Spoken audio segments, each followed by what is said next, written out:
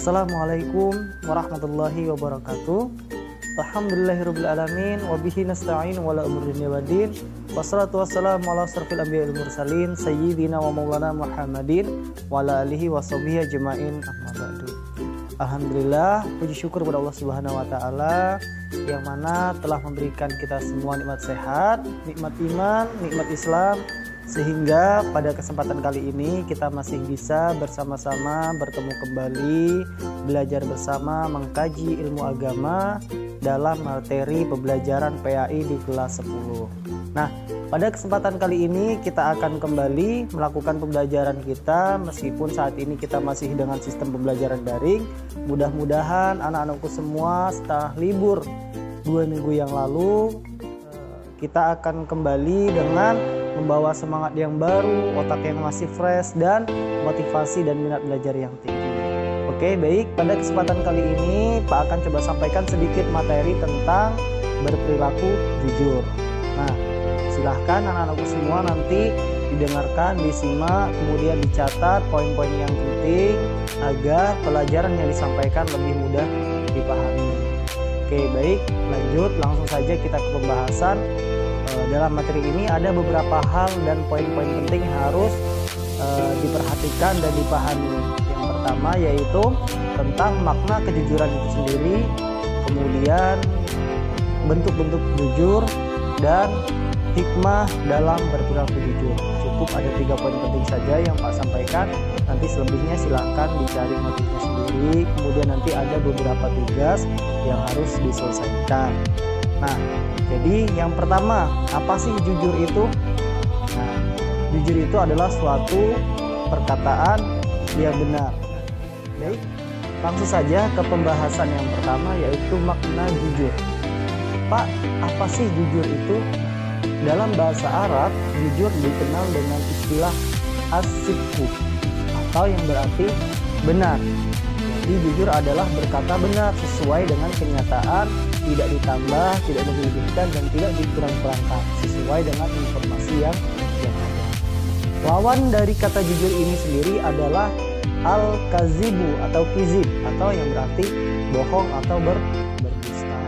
Jadi makna jujur ini sendiri adalah sesuainya antara perbuatan dan lisan, kemudian sesuainya antara kenyataan dan informasi, serta sesuainya antara ketegasan dan kemantapan hati.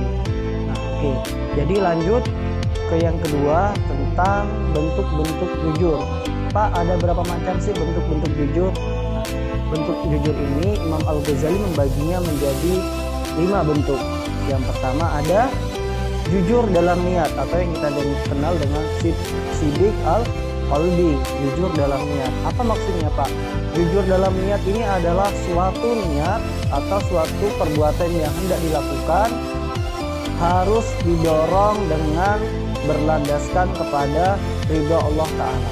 Jadi segala perbuatan yang diniatkan itu harus berlandaskan kepada ridha Allah Ta'ala tanpa ada dorongan dari yang lain atau dari makhluk apapun kecuali atas niat dasar karena Allah lillahi ta'ala. Kemudian sidik al-qalbu, sidik lisan, sidik al-lisan atau perkataan. Jadi perkataan, jujur dalam perkataan ini adalah kebenaran yang diucapkan secara lisan tanpa ditambah-tambah, tanpa dikurangi dan dilebih-lebihkan. Nah, jujur dalam perkataan atau sidik al-lisan itu yang kedua. Artinya jujur dalam lisan ini adalah suatu perkataan yang benar tanpa ada pengurangan dan penambahan kalimat ataupun kata apapun sehingga tidak sesuai lagi dengan informasi yang ada.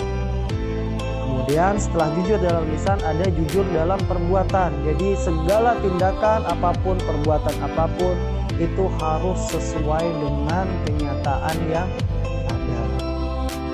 Kemudian sidik atau jujur dalam hal berjanji.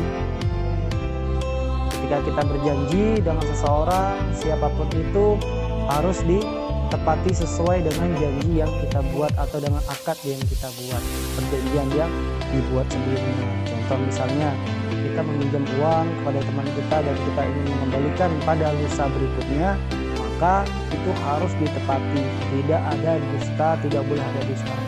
Jujur dalam hal berjanji.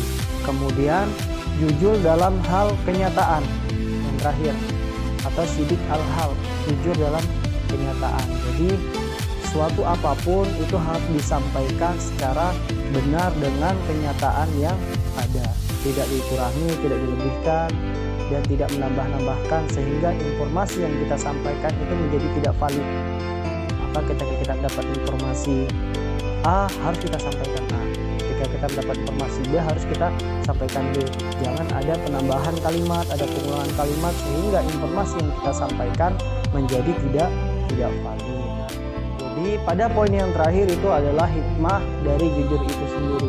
Pak, apa sih hikmah dari jujur itu sendiri? Pertama, Pak sampaikan bahwa di dalam Quran ya ayyuhallazina amanu taqullaha wa qulu qawlan syadida. Maka orang-orang yang beriman, yang bertakwa itu harus selalu bersama-sama dengan orang yang benar. Nah, kenapa kita harus sama-sama dengan orang-orang yang benar? Kita harus berlaku jujur. Maka ada banyak sekali manfaat dan hikmah ketika kita bisa menjadi orang yang berkata benar dan selalu bersama-sama dengan orang yang benar. Apa salah satunya? Salah satunya adalah hidup kita akan menjadi tenang, kemudian segala perbuatan kita akan diridhoi Allah Subhanahu wa taala, kita akan dicintai oleh semua makhluk Allah Subhanahu wa taala, kemudian jalan yang kita tempuh akan lebih terasa mudah karena sifat jujur kita. Jadi ketika kita bisa jujur dengan orang, maka orang lain itu akan senang dengan kita. Siapapun yang akan berjumpa dengan kita, ketika kita bisa berlaku dan bersifat jujur, maka di situ kita akan mendapatkan ketenangan dan orang akan percaya dengan kita. Kemudian dijamin oleh surganya Allah. Itu salah satu manfaat dari jujur. Yang terakhir dicintai oleh Allah Subhanahu wa taala dan juga Rasulnya. Nah, pesan Pak yang terakhir adalah ketika kita hidup di dunia menjadi seorang hamba Allah, menjalani kehidupan di dunia, maka ingatlah dua hal yang Pak sampaikan ini. Yang pertama, ketika kita tidak bisa menjadi pelaku kebaikan di dunia ini, maka setidaknya jangan pernah menjadi pelaku kejahatan.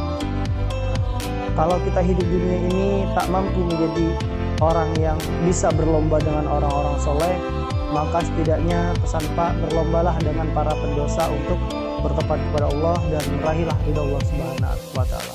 Mudah-mudahan kita semua bisa lebih mendekatkan diri kepada Allah Subhanahu wa taala dan kita akan bisa berkumpul kembali nanti di Jannatul Firdausnya Allah Subhanahu wa taala.